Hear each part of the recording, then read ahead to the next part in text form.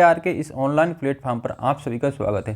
Friends, आज की class में हम पढ़ेंगे किसान आंदोलन से संबंधित 2010 से लेकर 2022 तक, चाहे वो अधीनस्थ बोर्ड हो, चाहे आरपीएस हो, आरपीएससी हो, यानी किसी भी बोर्ड हो, उसमें यदि किसान आंदोलन से जो भी क्वेश्चन पूछे गए हैं उन सभी को इस क्लास में हम सॉल्व करेंगे।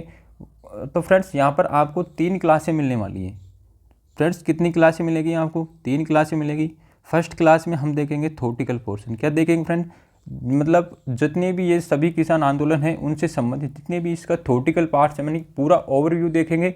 फिर सेकंड और थर्ड क्लास में आपको मिलने वाले हैं यहाँ पर 60+ 2010 से लेकर 2022 तक जितने भी एग्जाम्स हुए उनमें कुछ जो भी इनसे संबंधित किसान आंदोलन से क्वेश्चन पूछा गया है वो आपको यहाँ पर मिलने वाला है। फ्रेंड्स, अब देरी नहीं करते, आज ही क्लास को स्टार्ट करते हैं।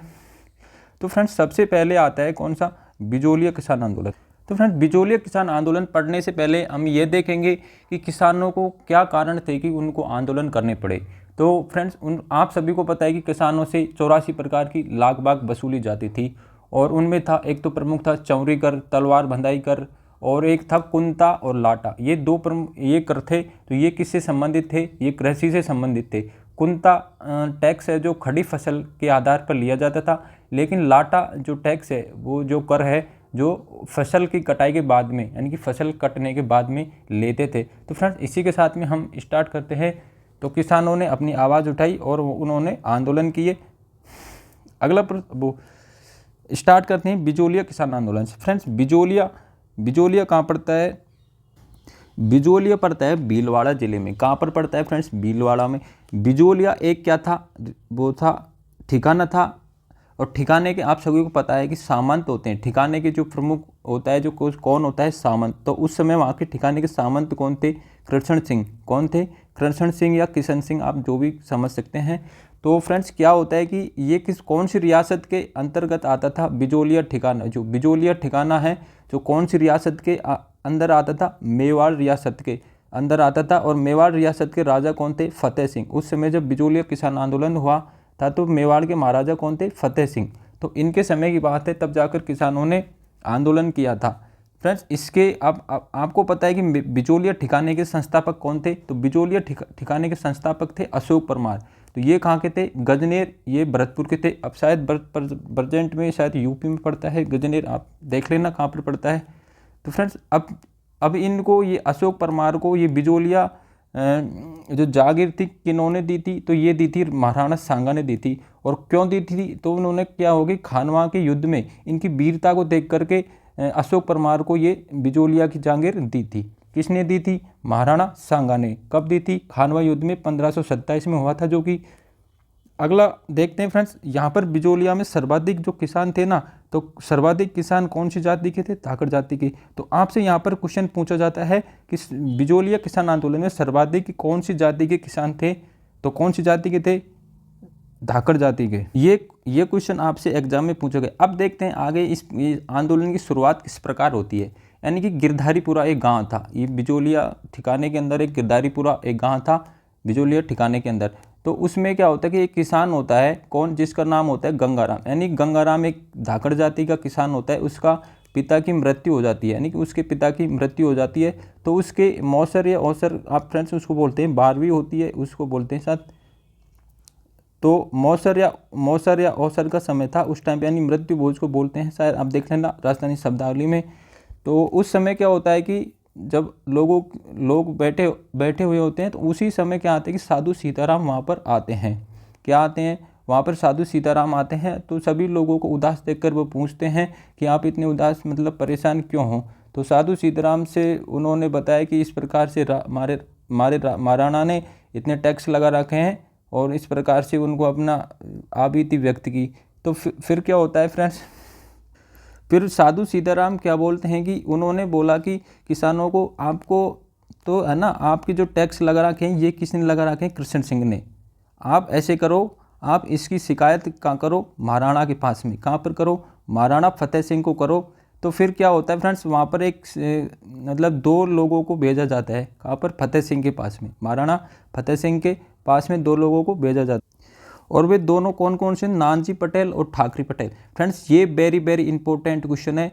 यहाँ पर पूछा है कि नानाजी पटेल और ठाकरे पटेल का संबंध कौन से आंदोलन से है, कौन से किसान आंदोलन से है। तो कौन से किसान आंदोलन से संबंध है इनका, बिजोलिया किसान आंदोलन से। ये कहाँ गए थे, ये शिकायत लेके कहाँ पर गए थे, महाराणा के पास में। किसकी शिकायत लेके गए, कृष्ण सिंह की। साधु सीताराम जी ने बोला किसानों से आप एक बार महाराणा के पास में जाके आइए। आपको सोचा कि शायद उन्होंने बताया कि आपको महाराणा ने नहीं, ये कृष्ण सिंह ने टैक्स लगा रखे हैं इतने सारे। तो फिर इन्होंने कृष्ण सिंह की शिकायत जो भी इनकी एक कागज़ में लिख के नानाजी और ठाकरे पटेल को कहाँ पर भेजा, महाराणा फतेह सिंह के पास में। फ्रेंड्स फिर क्या होता है कि महाराणा फतेह सिंह जांच के लिए किसको भेजता है, कहाँ पर भेजता है, बिजोलिया में। किसको भेजता है, हामिद हुसैन को। किसको भेजता है, ये प्रत्येक पॉइंट है ना फ्रेंड्स सीधे डायरेक्ट एग्जाम में पूछे गए। तो आपको एक स्टोरी टाइप में सुनाना चाह रहा हूँ, बताना चाह रहा हूँ, तो आप इस प्रकार उनको याद कर सकते हैं। तो हामिद हुसैन को महाराणा फतेह सिंह ने बिजोलिया भेजा था जांच के लिए। तो फिर क्या होता है कि हामिद हुसैन 6 माह तक कहाँ रहे, बिजोलिया ठिकाने में रहे। और उन्होंने देखा कि किसानों की रियल में वास्तव में परेशानी है या फिर कोई ऐसे ही बहाना कर रहे हैं कुछ। तो उन्होंने किसानों की मांगों को सही ठहराया, लेकिन उससे इनको कोई रिजल्ट फाइंड आउट नहीं हुआ, किसानों को कोई मतलब नहीं निकला। फिर क्या होता है फ्रेंड्स, उस बात का पता किसको चल जाता है, कृष्ण सिंह को। किसको चल जाता है, मेरे खिलाफ किसानों ने महाराणा के पास में शिकायत की है, यानी कि जो लाग बाग लगा रखी है उनके बारे में शिकायत की है। तो फिर उसके बाद में क्या होता है, 1903 में फ्रेंड्स कृष्ण सिंह है ना एक नया और टैक्स लगा देता है। कौन सा टैक्स लगा देता है, चौरी कर।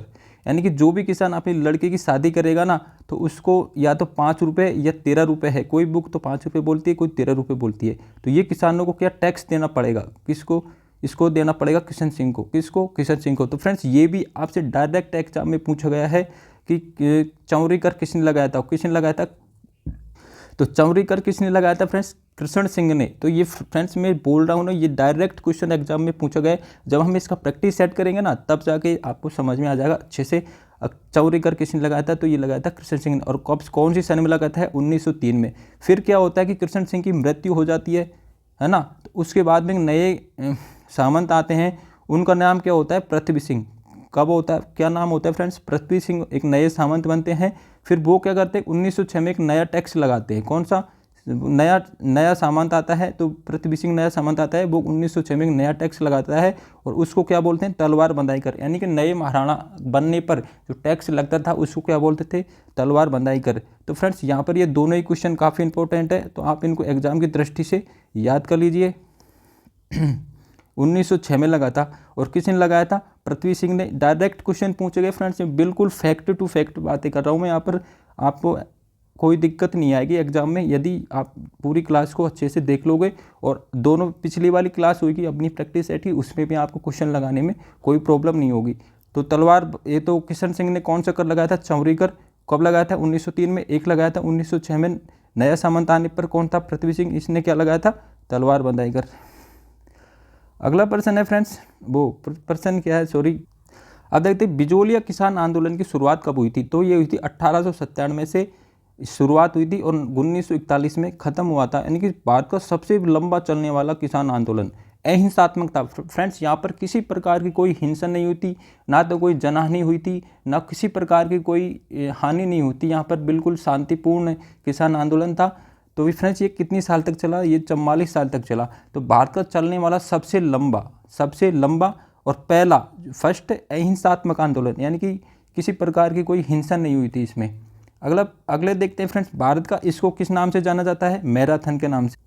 इसे मैराथन के नाम से क्यों जाना जाता है, क्योंकि फ्रेंड्स जो मैराथन दौड़ होती है उसकी लेंथ कितनी होती है, 42.965 किलोमीटर, यानी कि 42 किलोमीटर के आसपास इसकी मैराथन दौड़ की लेंथ होती है। यदि इसकी मील में इसकी गज में मतलब मील में बात की जाए तो 26 मील के आसपास होती है।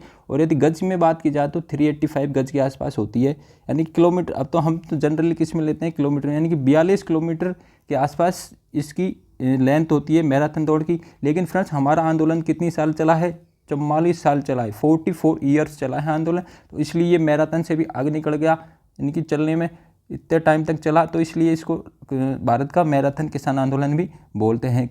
अगला है बिजोलिया किसान आंदोलन में सर्वाधिक, ये क्वेश्चन भी पूछा गया है फ्रेंड्स, सर्वाधिक धाकड़ जाति के किसान थे। कौन सी जाति के किसान थे? धाकड़ जाति के। फ्रेंड्स ये प्रत्येक एक एक लाइन है ना फ्रेंड्स इंपॉर्टेंट है, वही पॉइंट लिखे हैं मैंने यहाँ पे। फिर आता है हमारा फर्स्ट चरण, इसको फ्रेंड्स ये 44 ईयर तक बहुत लंबा चलता है, तो इस वजह से क्या होता है कि इसको एक इंसान तो संभाल नहीं सकता, यानी कि एक आदमी पूरे 44 साल तक इस इतने बड़े किसान आंदोलन का नेतृत्व नहीं कर सकता। तो इसको क्या है कि नेतृत्वकर्ता के आधार पर इसको 3 चरणों में डिवाइड कर दिया फ्रेंड्स। कितने चरणों में? 3 चरणों में डिवाइड कर दिया। अब पढ़ते हैं हम पहला चरण। कौन सा चरण पढ़ते हैं फ्रेंड्स? पहला चरण पढ़ते हैं। इसकी शुरुआत कब हुई थी? 1897 में, और पहला चरण कब तक चला था? 1915 तक। तो इसका नेतृत्व स्टार्टिंग में किसने किया था फ्रेंड्स? ये किया था साधु सीताराम ने। तो गिरधारीपुरा गांव में उस टाइम पे इन्होंने ही तो कहा था, तो इसका नेतृत्व किसने किया था? साधु सीताराम ने। और किस किस को भेजा था वहाँ शिकायत करने के लिए? नानजी पटेल और ठाकरे पटेल। फ्रेंड्स ये दोनों ही एक नाम इंपॉर्टेंट है बिजोलिया से संबंधित। फिर क्या होता है फ्रेंड्स? 1930 में पृथ्वी सिंह ने क्या किया? चौरी कर लगाया। 1906 में क्या किया? पृथ्वी सिंह ने तलवार बंधाई। ये भी point very very important point है फ्रेंड्स, आप इनको लिख लीजिए, नोट कर लीजिए।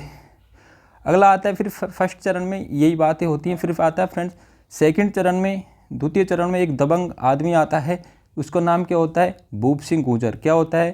भूप सिंह गुर्जर। यानी कि द्वितीय चरण का नेतृत्व कौन करते हैं? भूप सिंह गुर्जर। ये कहाँ के हैं? बुलंदशहर यूपी के। कहाँ के हैं?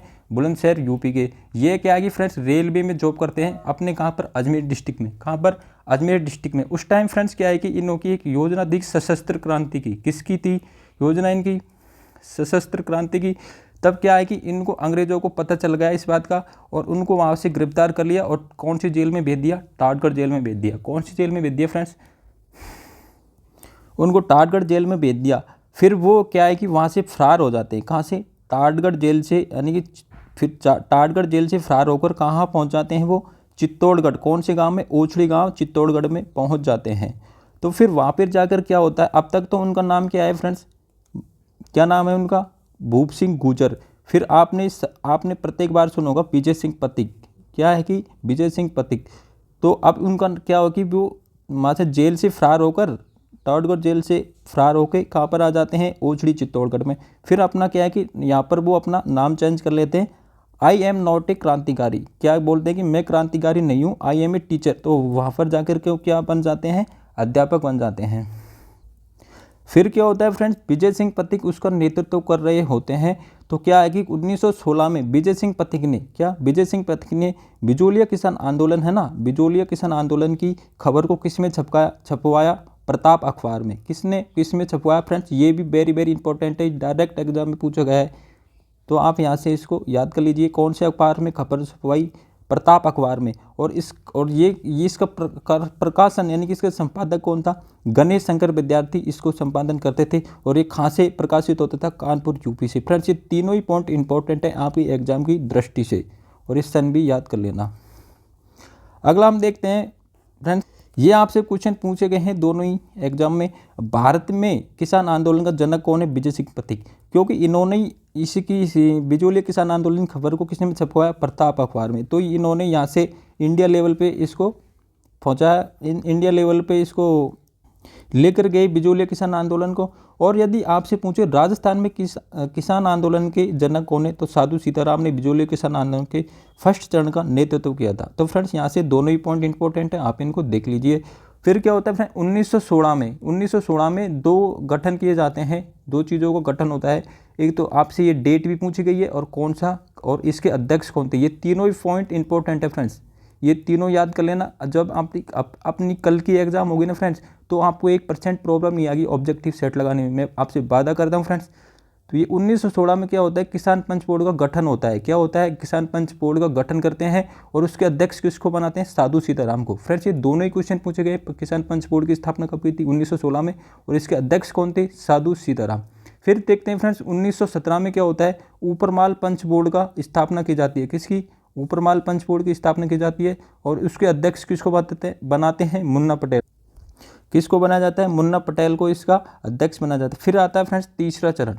क्या आता है? बिजोलिया किसान आंदोलन तीसरा, यानी कि 1923 से 1941 तक। कब तक चलता है? 1941 तक। तो इसमें यहाँ पर 3 कैंडिडेट होते हैं जो इसका नेतृत्व करते हैं। एक तो राम नारायण चौधरी होते हैं, एक होते हैं माणिकलाल वर्मा, एक होते हैं जमनालाल बजाज। तो ये तीनों इसका तीसरे चरण का नेतृत्व करते हैं। बिजोलिया किसान आंदोलन में एक आदमी था तुलसी बिल, ये भी पूछा गया क्वेश्चन है। इसने किसका काम किया था? संदेश वाहक का। किसका काम किया था फ्रेंड? संदेश वाहक का। तो आपको पता है यहाँ से पहले चरण की किसने की थी? पहले चरण का किसने की थी? किसने नेतृत्व किया? साधु सीताराम। दूसरे चरण का किसने था? भूप सिंह गुर्जर। उन्होंने अपना नाम बदल कर क्या रख लिया था? विजय सिंह पति। और तीसरे चरण में कौन कौन आते हैं? नामनारायण चौधरी, माणिकलाल वर्मा और जमनालाल बजाज। और ये हमारा तुलसी बिल है जो इसका संदेश वाहक का कार्य किया। अब फ्रेंड्स हमारा सेकंड नंबर का आता है बेगू किसान आंदोलन। कौन सा आता है? ये भी वेरी वेरी इंपॉर्टेंट किसान आंदोलन है, इस यहाँ से क्वेश्चन पूछे जाते हैं। मेवाड़ भी है ना फ्रेंड्स, ये प्रथम श्रेणी का ठिकाना था किसका? वो मेवाड़ का प्रथम श्रेणी का ठिकाना था बेगू भी मेवाड़ का प्रथम श्रेणी का ठिकाना था। तो आप सभी को पता है कि मेवाड़ तो मेवाड़ के अंतर्गत आ रहा है। ठिकाना किसके अंतर्गत आता है? रियासत के। तो मेवाड़ क्या थी? एक रियासत में कौन बैठता था? राजा। ठिकाने में कौन बैठता था? ठाकुर या सामंत। तो फ्रेंड्स यहाँ से हमारा ये राजा कौन हो जाएगा? फतेह सिंह, क्योंकि उसमें भी वही था, मेवाड़ का तो राजा यही फतेह सिंह के टाइम की बात है। तो ये भी यही फतेह सिंह ही राजा होंगे यहाँ पे। और तो इनकी ये बेगू ठिकाना था, उसके सामंत कौन होंगे? अनूप सिंह। कौन थे? अनूप सिंह। और इसका नेतृत्व कौन करता है? बेगू किसान आंदोलन का नेतृत्व कौन करते हैं? राम नारायण चौधरी। कौन करते हैं? नारायण चौधरी।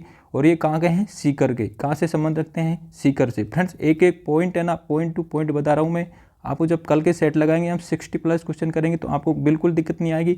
और फ्रेंड्स हम उन्हीं क्वेश्चन सेलेक्टेड और इंपॉर्टेंट क्वेश्चन लिए ताकि आपको एग्जाम में यहाँ से डायरेक्ट क्वेश्चन देखने को मिल जाए। अगला देखते हैं कि बेगू के सामंत अनूप सिंह के समय 2 फरवरी 1992 को, कब की बात है फ्रेंड्स? 2 फरवरी 1992 को किसानों के साथ क्या? हॉलैंड की मध्यस्थता के साथ समझौता हुआ। कब हुआ था फ्रेंड्स? बेगू किसान आंदोलन के समय अनूप सिंह यहाँ के मतलब ये थे, कौन थे? ठाकुर सामंत थे। तो 2 फरवरी 1992 को उन किसानों के मध्य उनके मध्य हॉलैंड की मध्यस्थता से समझौता होता है।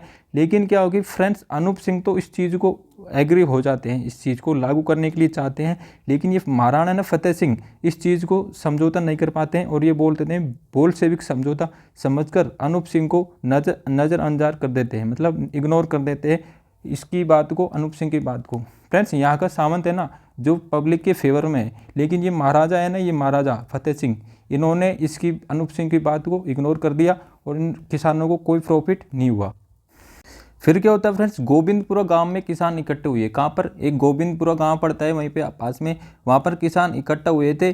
तो वहाँ पर क्या होता है, ट्रेच ने क्या, एक ट्रेच अधिकारी था वहाँ पर, ट्रेच के द्वारा घेर लिया, उस सभा को घेर लिया और सभा पर गोलियां चलाई। क्या करी फ्रेंड्स? सभा पर गोलियां चलाई, जिसमें क्या रूपा जी और कृपा जी नामक 2 किसान मारे गए, यानी कि शहीद हो गए थे। नहीं, 2 किसान शहीद हो गए। कौन थे? रूपा जी। आप वेरी वेरी इंपॉर्टेंट है फ्रेंड्स, आपको ये दोनों नाम याद रखने हैं। रूपा, एग्जाम में सीधा क्वेश्चन पूछा जाता है कि रूपा जी कृपा जी का संबंध किस किसान आंदोलन से है?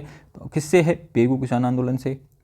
अगला अब देखते हैं फ्रेंड्स, बेगू किसान आंदोलन में महिलाओं को नेतृत्व किसने किया, यानी कि ये भी क्वेश्चन पूछा गया है friends, very very important question है। तो डायरेक्ट क्वेश्चन पूछेगा कि बेगू किसान आंदोलन में महिलाओं को नेतृत्व किसने किया? तो किसने किया? अंजना चौधरी ने। किसने किया था फ्रेंड्स? अंजना चौधरी में। क्वेश्चन पूछा गया है फ्रेंड्स एग्जाम में, जो कि राम नारायण की पत्नी थी। ये कौन थी? राम नारायण की पत्नी थी। फ्रेंड्स अब यहाँ पे एक ट्रिक्स लगाते हैं हम इसको याद करने की, देखते हैं हमारी ट्रिक्स क्या है। बेबो रुख, मतलब हमारी ट्रिक क्या है? बेबो रुख। क्या है फ्रेंड्स? बेबो रुख। तो बेबो रुख से क्या बनेगा? बे से क्या बनेगा? बेगू। क्या बनेगा फ्रेंड्स? बेगू मतलब बेगू किसान आंदोलन। बे से क्या बनेगा? बेगू किसान आंदोलन। बो से क्या बनेगा? बोल्शेविक समझौता। क्या बनेगा फ्रेंड्स? बोल्शेविक समझौता। क्या बनेगा? बोल्शेविक समझौता। तो बेगू किसान आंदोलन का बोल्शेविक समझौता का संबंध किससे है? बेगू किसान आंदोलन से। और ये समझौता कब हुआ था फ्रेंड्स? 2 फरवरी 1922 को। ये डेट और दोनों ही चीज़ पूछी गई हैं। बोल्शेविक समझौते का संबंध कौन से किसान आंदोलन से? तो आपको क्या आंसर देना पड़ेगा? बेगू किसान आंदोलन से। अब फ्रेंड्स आपसे ये पूछा जाता है कि 2 आदमी हैं रूपा जी और कृपा जी, इनका संबंध ये कौन से किसान आंदोलन में मारे गए थे? तो ये कौन से में मारे गए थे? बेगू में। तो आप इस ट्रिक को याद कर लेना, बेबो रुख। तो फ्रेंड्स यहाँ से आप इस प्रकार से आपको याद हो जाएगी। यहाँ से तो 2 क्वेश्चन तो ये हैं फ्रेंड्स, एक तो बोल्शेविक का है, एक रूपा जी कृपा जी का है, एक ये है ट्रेच कमीशन, यानी कि ट्रेच कमीशन का संबंध कौन से किसान आंदोलन से है? तो ट्रेच कमीशन का संबंध कौन से है? बेगू किसान आंदोलन से। फ्रेंड्स ये तीनों ही चीज़ें इंपॉर्टेंट है, रूपा जी कृपा जी, बोल्शेविक और ट्रेच कमीशन। तो फिर अब अगले बढ़ते हैं फ्रेंड्स। यानी कि बूंदी किसान आंदोलन। कौन सा? बूंदी किसान आंदोलन।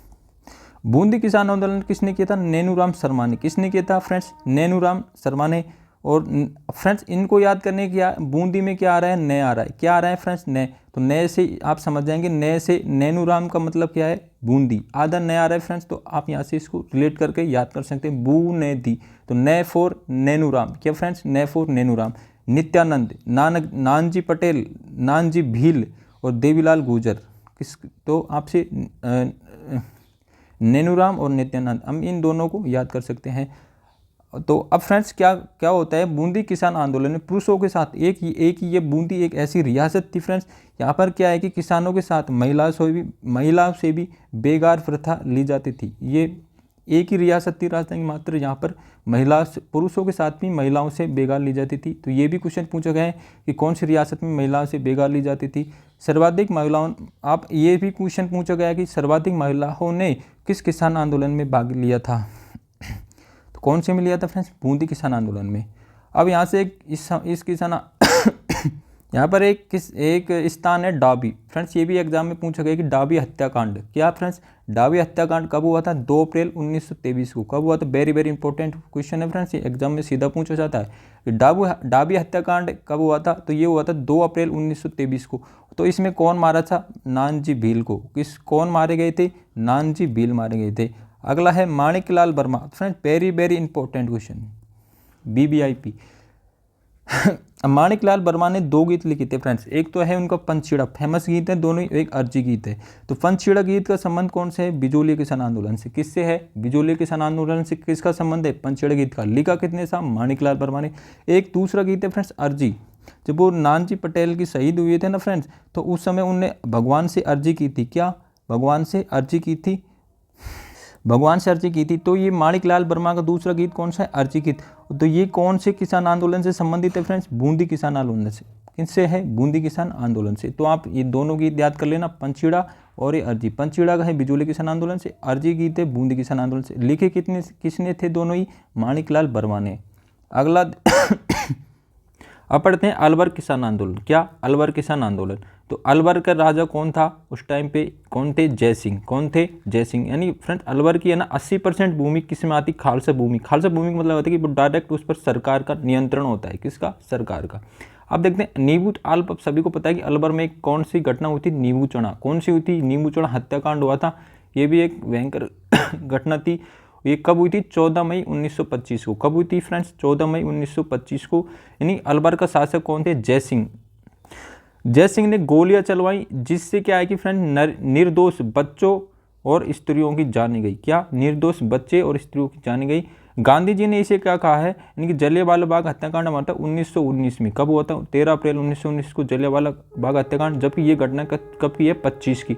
तो गांधी जी ने इसके बारे में क्या कहा कि जलियांवाला बाग से भी भयंकर बताया इसको। क्या बताया? जलियांवाला बाग हत्याकांड से भी भयंकर बताया। इसमें कई निर्दोष बच्चे और महिलाओं की जान गई।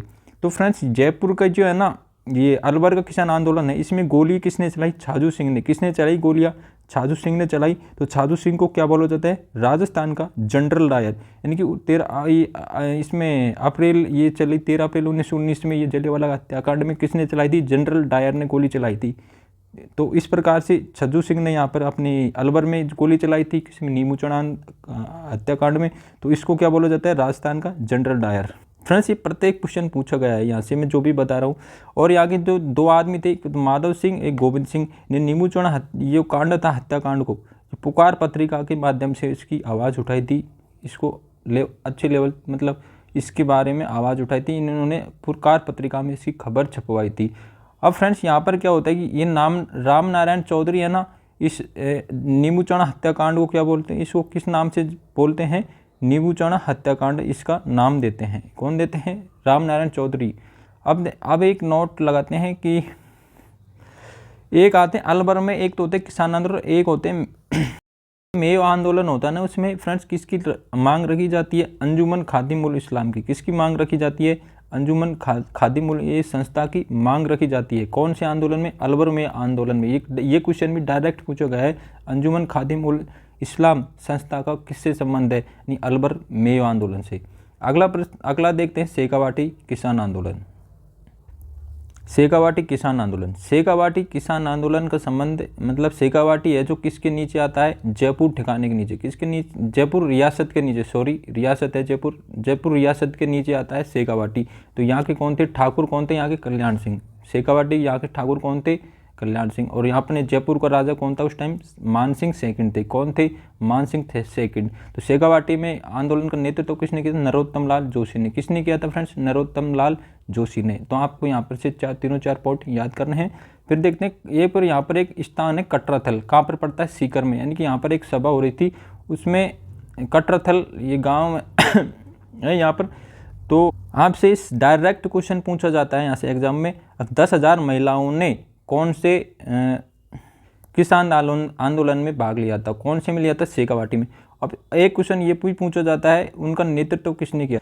तो ये 10,000 महिलाओं को नेतृत्व किसने किया था, किशोरी देवी ने। किसने किया था फ्रेंड्स, किशोरी देवी ने। डायरेक्ट क्वेश्चन पूछा जाता है एग्जाम में यहाँ से। अगला देखते हैं फिर क्या है, किस किसान आंदोलन की खबरें इंग्लैंड के कौन से अखबार डेली हेराल्ड में छपी थी। तो कौन से किसान आंदोलन की छपी थी, तो आपको पता है शेखावाटी किसान, ये भी क्वेश्चन पूछा गया एग्जाम में। तो शेखावाटी किसान आंदोलन की।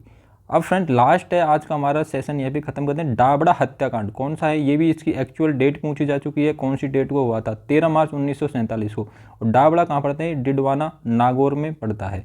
तो फ्रेंड्स इसी के साथ में आज के सेशन को ख़त्म करते हैं। यदि फ्रेंड्स आपको हमारी एक इस प्रकार की क्लास अच्छी लगी हो तो प्लीज़ लाइक करें और इस क्लास को अपने दोस्तों के साथ में शेयर करें।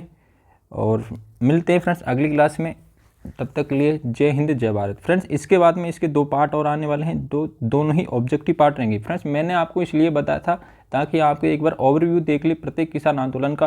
तो आपको यदि आपने थ्योरी पहले से पढ़ रखी है तो आपको यहाँ पर क्लियरिफाई हो गया होगा कि कौन सा किसान आंदोलन में क्या हुआ, किस में क्या हुआ था।